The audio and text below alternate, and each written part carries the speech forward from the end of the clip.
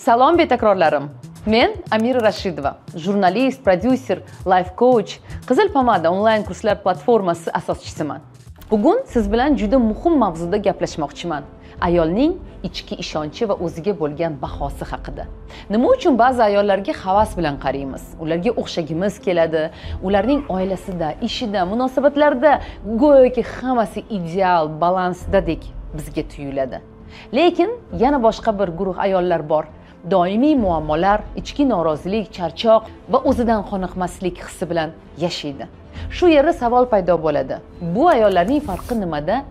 Men bugun hayoti muvozanatda bo'lgan, ya'ni sizning ko'zingizda nihoyatda ideal ko'rinadigan ayollar haqida gapirishni xohlamayman.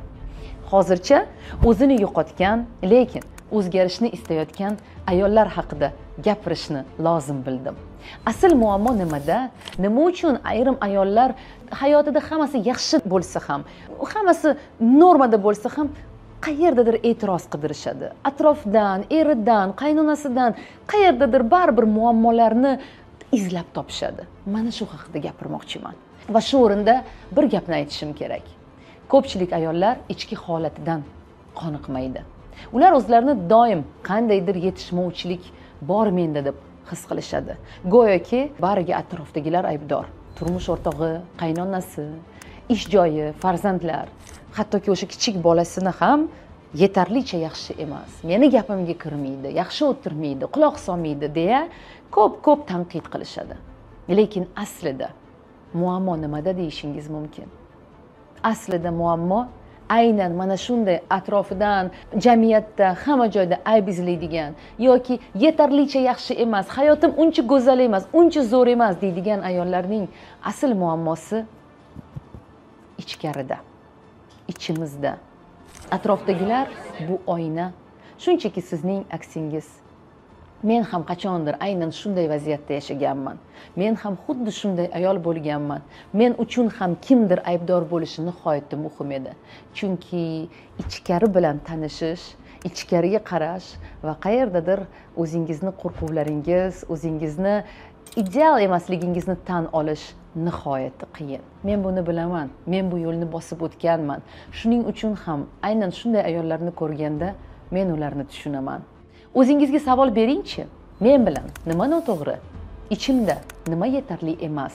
Ayol diqqatini ichiga qaratishni boshlasa, qo'rquvlari borligini, odamlar nima deydi degan savol bilan yashashini, ichki uyatini, o'zini namoyon qilib gapira olmasligini, hattoki o'zini jufti haloliga ichidagi dardini ayta olmasligi, nimadir yoqmasa yo'q deya olmasligi yoki umuman olganda o'z pozitsiyasiga ega emasligini, o'zini qadriyatini tushunmasligini, o'zini prioritetlarini bilmasligini tushunadi. O'zimizga qanday qarashni ham, o'zimizni qanday his qilishni ham odamlarning fikriga afsuski topshirib qo'yganmiz. Go'yoki ularning gapi biz qandayligimizni belgilaydi. Biz hattoki o'zimizga bahoni ham atrofdagilarning gapiga asoslanib beramiz. Sochim yaxshi chiqibdimi?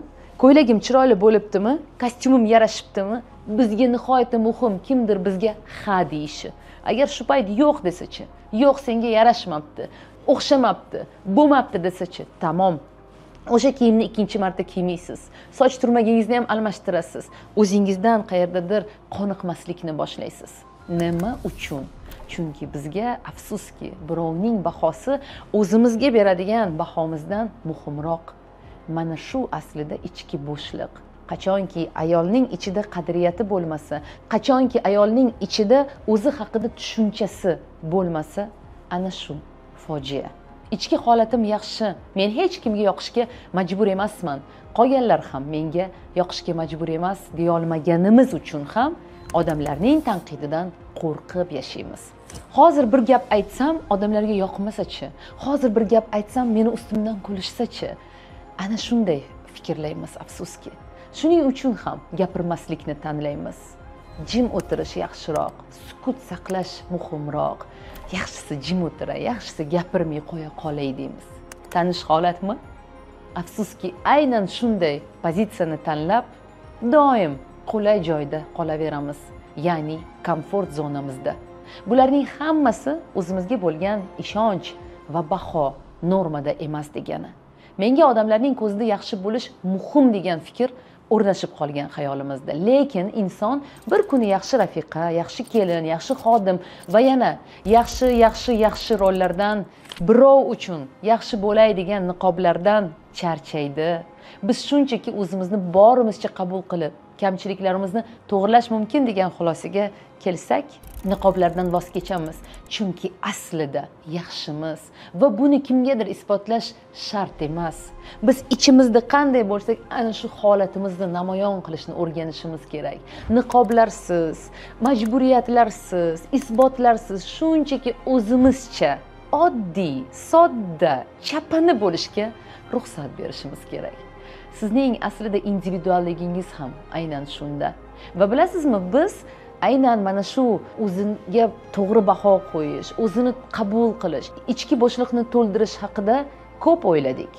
Nima qilsak biz ayollarga yordam bera olamiz? Nima qilsak ayollarni yanada o'z qadrini his qilishni, o'z qadr-qiymatini tushunishni, anglashini, o'zini namoyon qilishdan qo'rqmaslikni o'rgata olamiz dedik va 1 oylik amaliyotga asoslangan maxsus kurs ishlab chiqdik.